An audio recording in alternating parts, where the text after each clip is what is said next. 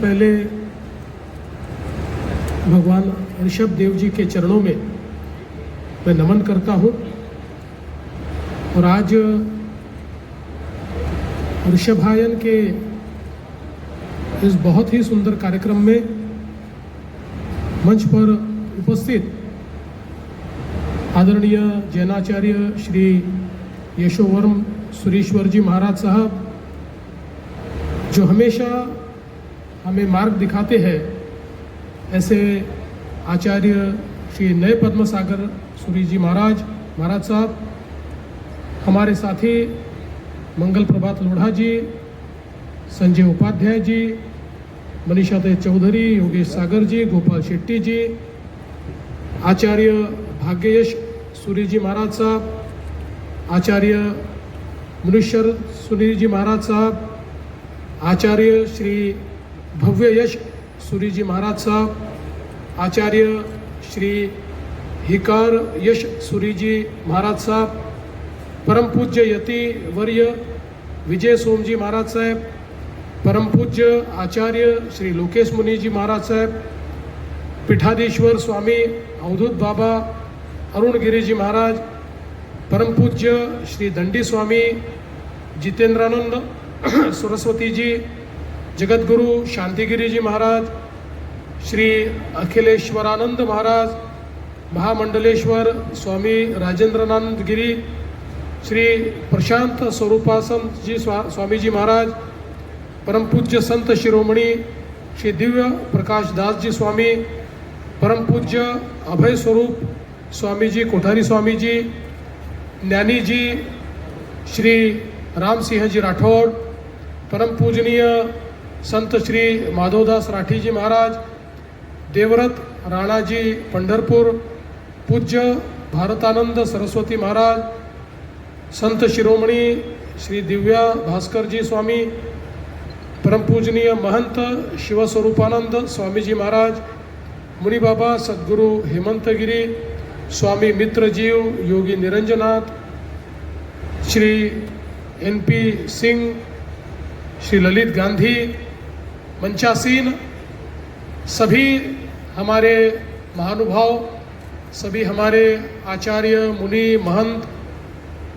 सभी हमारी साध्वी जी और यहाँ पर उपस्थित सभी बहनों और भाइयों है कि जिन्हें हम आद्य पुरुष के नाम से जानते हैं, जिन्हें हम भगवान के नाम से जानते हैं, ऐसे प्रथम तीर्थंकार, चक्रवर्ती सम्राट, हम सभी के जनक और भारतीय सभ्यता के आदि शिक्षक, ऐसे आदिनाथ भगवान ऋषभ देव जी को नमन करने के लिए, उनके चरणों में कोटि कोटि प्रणाम करने के लिए मैं यहाँ पर हाजिर हूँ। और ये मंच बहुत ही सुंदर इस प्रकार का मंच है जिस पर हमारी सनातन संस्कृति से संबंध रखने वाले भारत की भूमि में जितने अलग अलग विचार तैयार हुए, इन सभी विचारों के वाहक आज हमें यहाँ पर दिखाई पड़ते हैं। चाहे वो जैन विचार हो, चाहे बौद्ध विचार हो, चाहे हमारा सनातन विचार हो, चाहे हमारा सिख विचार हो, सभी विचारों के वाहक एक साथ इस मंच पर आकर ऋषभायन का यहाँ पर एक प्रकार से उसकी अर्चना आराधना कर रहे हैं, ये भी मैं ऐसा मानता हूँ कि बहुत महत्वपूर्ण है। और आज 1111 ग्रंथों का भी एक प्रकार से लोकार्पण हो रहा है। ऋषभायन एक ऐसा विचार है, भगवान ऋषभ देव जी ने जिस प्रकार से एक जीवन का मार्ग दिखाया, साहित्य, कला, संस्कृति, इसके साथ साथ एक सभ्यता को चलने के लिए जो जो आवश्यक होता है, असी मसी और कृषि, ये जो विचार उन्होंने बताया कि सुरक्षा भी, साधना भी, ज्ञान भी और कृषि भी, इस विचार को प्रतिपादित करने वाले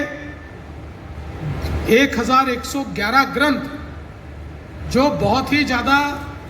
अनुसंधान के साथ यहाँ पर तैयार किए गए हैं, उनका लोकार्पण हो रहा है और कल तक इनकी संख्या 1400 तक पहुँच जाएगी। ये भी मैं ऐसा मानता हूँ कि अपने आप में एक बहुत बड़ी बात है। एक प्रकार से हमारी सभ्यता में अगर किसी चीज़ की कमी रही तो हमने अपने इतिहास का संकलन कभी किया नहीं। इसलिए दुनिया की सबसे पुरानी सभ्यता और अभी 2000, 3000, 4000 साल पहले जो सभ्यताएं बनी उसके साथ इसकी तुलना की जाती है। लेकिन जब दुनिया को सभ्यताएं क्या है ये पता ही नहीं था, उस समय पूर्ण विकसित अवस्था में हमारे भारत में सभ्यताएं हुआ करती थी और उसी सभ्यता का प्रतीक वृषभायन है।